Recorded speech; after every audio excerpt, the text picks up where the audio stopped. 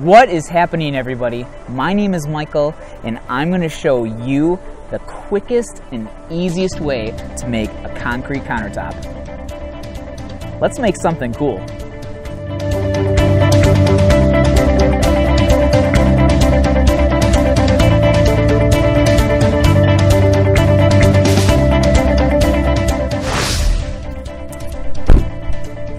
No doubt by now you've watched at least 100 concrete countertop how-to videos, and not one of them's the same, but they all seem to have at least 3 frustrating things in common. A lot of work. They all seem to require 3 to 7 day cure time for the tops, and they make the project look like one big huge pain in the ass. I'm gonna make you 2 promises. After you're done watching this video, I promise you that this is going to be the quickest and easiest method of making a concrete countertop that you have ever seen. And I promise that you'll never have to watch another concrete countertop video ever again. So this is where it all begins. This is just a simple mold made out of a simple box. But this is where we can make the concrete do whatever we want it to do. And you can make this any shape and size that you want. You can make this a square shape, a rectangle, L shape, or a half moon, a heart shape. I'm not saying that I've done that before, but this is America and I can do what I want. But I'll make a separate video on all the different mold making techniques. But for now, we're gonna stick with this 2 foot by 4 foot rectangle, and you're gonna see how this is gonna make a statement all on its own. And I'll show you some cool stuff along the way. In making concrete countertops, there seems to be about 3 basic methods. The first method, cast in place.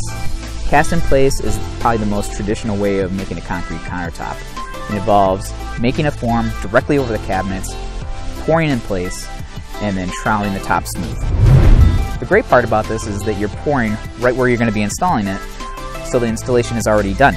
On the other hand, you're going to have a big fat mess on your hands, and you have to rely heavily on your troweling skills. The second method is GFRC, glass fiber reinforced concrete. It's light, it's strong, it looks great. But this requires special order materials and tools, and it's just not practical for the everyday DIYer. The third method is inverted cast. This is the way that you and I are going to do this. This is probably the easiest and fastest way to make a concrete countertop. It's quick and easy, there's minimal mess, and there's no troweling skills involved because the mold does all the work for us. And yes, you'll have to install a big heavy slab of concrete, but you have about over 500 friends on Facebook. I'm sure that 2 or 3 of them are going to help you install this bad boy. So, what makes my method so much quicker and so much easier than all the other methods out there? It's mainly to do with the material I use. So let's go pick up our concrete for our top. You know what that means. Depot run! Let's make like a transformer and roll out.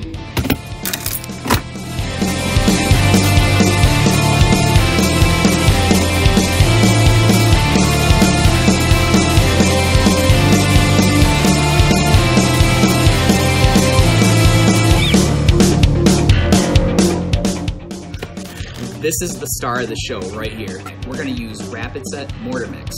Rapid Set is exclusive to Home Depot, so you can't get it anywhere else. This guy will go from a 1/2 inch thick to 6 inches thick. It is rock solid in 1 hour. 1 hour later, it's 2,500 PSI. 28 days later, it's 6,500 PSI, so I'm not even going to bother putting any metal reinforcement in this stuff. Rapid Set cement is a CSA-based cement, so it is 3 times stronger than any Portland-based cement. For our project, we're going to get 2 bags.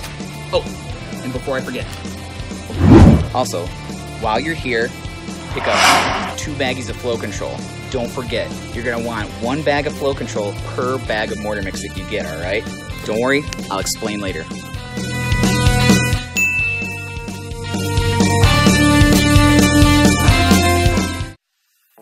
To construct our mold, we're going to be using a material called melamine. Melamine is a particle board with a smooth plastic finish. Our countertop is 1.5 inches thick, So I'm going to rip the sides at 2 1/4 to accommodate the thickness of the 3/4 inch melamine. Since the construction of this mold is very simple, I'm not going to spend too much time going over the assembly, but I do want to share some tips. Alright, so you guys can use whatever kind of screws you want or whatever method you want to get this box together. But what I highly recommend are these Spax multi-purpose construction screws, specifically the wafer heads. These guys have got a nice flat head bottom on them, so that way you're not going to have to do any kind of pre-drilling and you're not going to split the wood as you screw these guys together. It's going to make life way simpler. You're going to get this box together way quicker.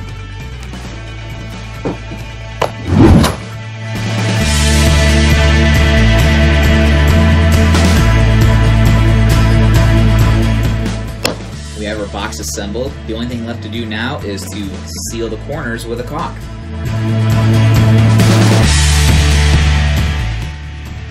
We're going to use 100% silicone to seal the corners of the mold.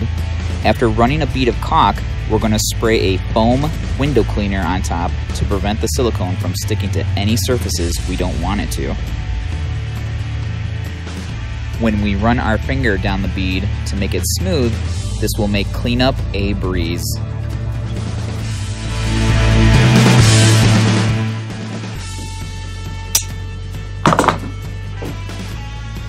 That's it, guys. We're gonna let the silicone set up for about 24 hours and then we're gonna pour this bad boy. I don't know about you, but I'm fucking excited about this. Woo! Come on. Make sure the mold is flat and level before you pour. Alright, so we're going to prep our mold, and we're going to do that by spraying it down with WD-40. It's going to make a great release agent, so that way our concrete countertops are going to pull away from our form with no fuss or muss. We just want to get a really good coating on this, but we don't want any standing puddles. And that's pretty much it. We're ready to pour at this point, but I want to take it one step further. I'm going to add a design by simply cutting a stencil out of a sheet of paper. I'm then going to sprinkle dry sanded tile grout over the stencil using a foam cup.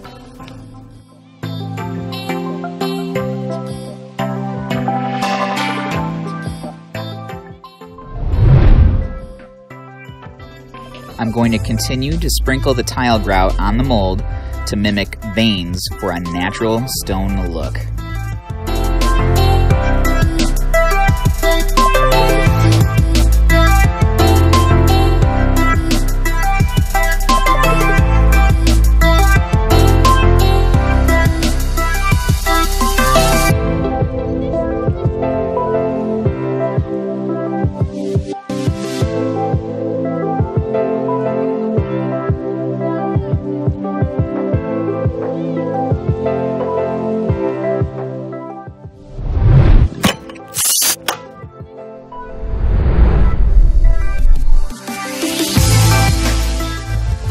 It's a good idea to stage your workstation next to your mold. It'll save you time and a lot of energy. Make sure to use cold, clean, potable water. Alright, this is where I want to stop and make sure that I've got everything I need. I've got my concrete, got my bucket scraper, I've got my flow control, got a trowel on standby, got my drill on hand, clean water, and make sure that you have a bucket with water for cleaning your tools in. Once we get this past this point and we start pouring our concrete, it's go time, guys. We're going to start by adding 5 quarts of water to our mixing bucket.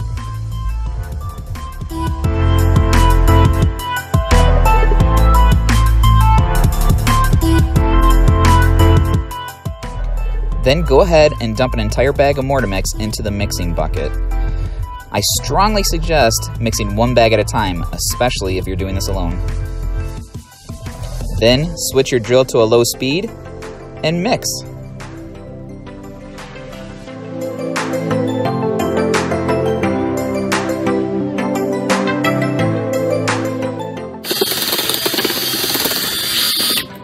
I cannot stress to you the importance of doing the Captain Morgan stance.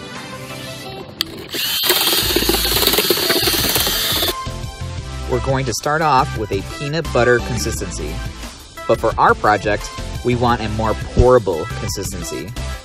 To accomplish this, we're going to add 1 packet of Rapid Set Flow Control. Flow Control is a plasticizer that will give us an instant pancake batter consistency without losing any strength or set time.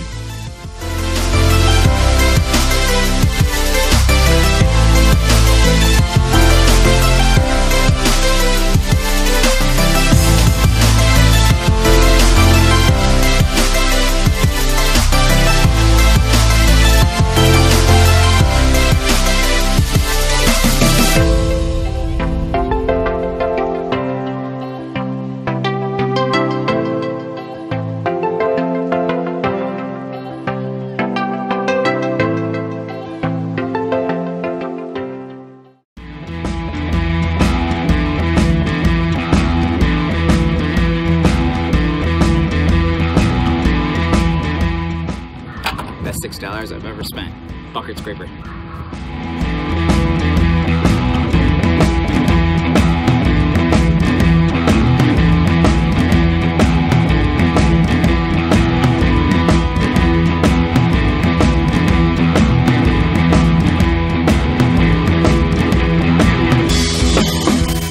All right, at this point, we want to take a nice straight board and just run it across the top.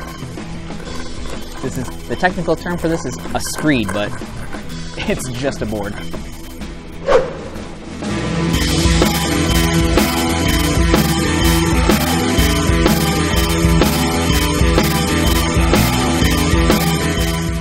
All right, at this point, we're just gonna let it sit. Once this guy starts to kick, and we're gonna know because it's gonna start to get light spots, and we're gonna wanna keep it wet, keep it saturated. We're gonna start water turning it for 1 hour. And after that, we can go ahead and flip this bad boy over and we're done. We need to work the bubbles up so that we don't have any voids in our concrete. We're going to accomplish this by tapping the sides with a hammer or vibrating the sides with a sander. You only have to do this for a few minutes.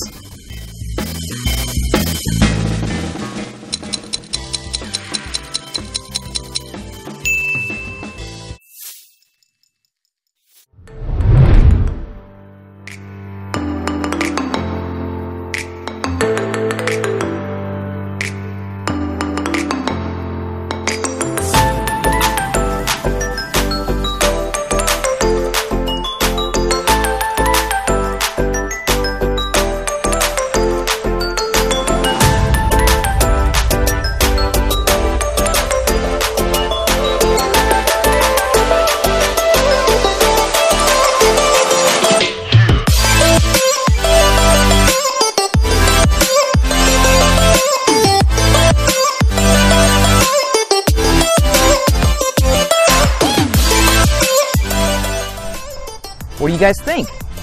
Took us about 30 minutes to make the mold, about 5 minutes to mix and pour. 1 hour later, we were able to flip this guy over, and now it's ready for service. You guys remember how I didn't put any kind of reinforcement? Check this out.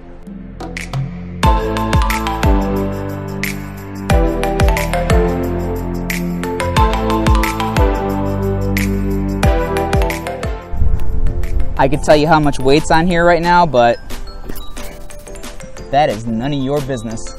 Now sure, we've got some pitting going on here from the grout, but we want that. We're going for a natural stone look. And the cool part about a project like this, any mistake you make just adds to the character. Bob Ross said it best, there are no mistakes, just happy little accidents. Thanks, Bob Ross. So at this point, there you have it. It's all done. Right now, we could seal it with a clear coat. This is where we would put some sort of topical stain if we wanted to. You could also grind it smooth if you wanted to, but you're gonna find that using this method, you're really not gonna need to, because we have this nice, silky, smooth finish on the top. We have nice, rounded corners, and they're not sharp. You know what? I wanna take it just one more step further. We're gonna give this guy a live edge simply using a mason hammer.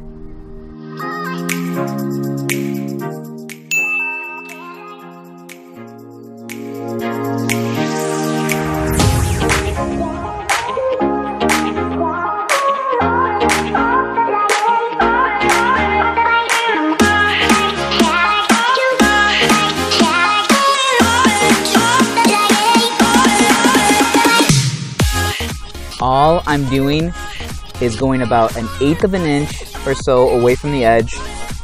I'm taking the pointy edge of the hammer and I'm just giving it a light tap, and then a little harder if needs be. And then just do that all the way around. Flip the countertop over and do the other side. Go slow at first, go easy, but for God's sakes, please use your safety glasses and your patience. Instant live edge for a nice, cool, industrial look to spice it up a little bit.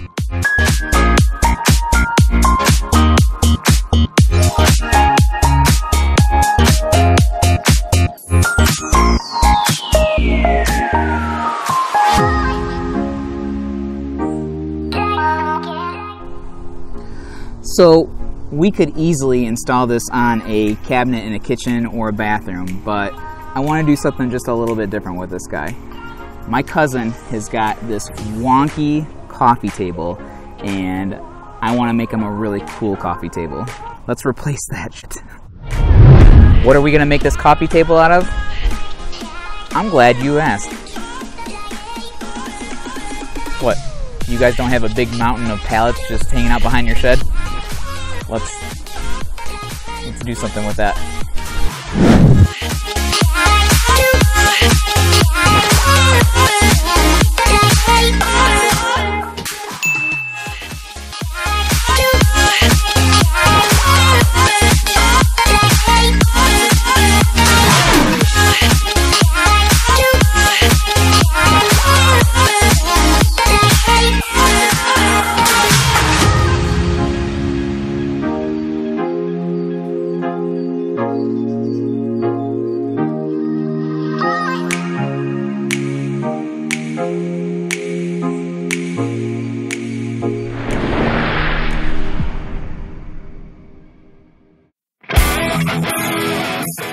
Alright, we are going to glue this top on with Rapid Set's flexible construction adhesive. This stuff sticks to just about anything.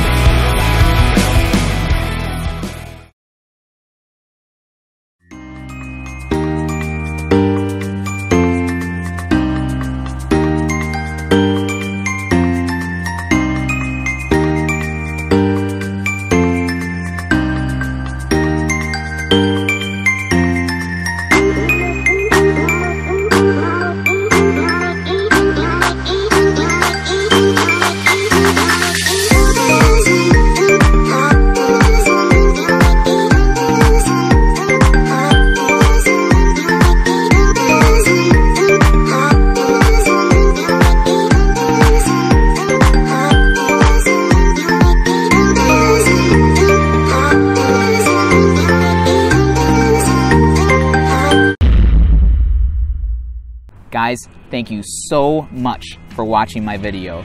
Truth be told, this is my very first video. So let me know if you liked it by hammering on that like button.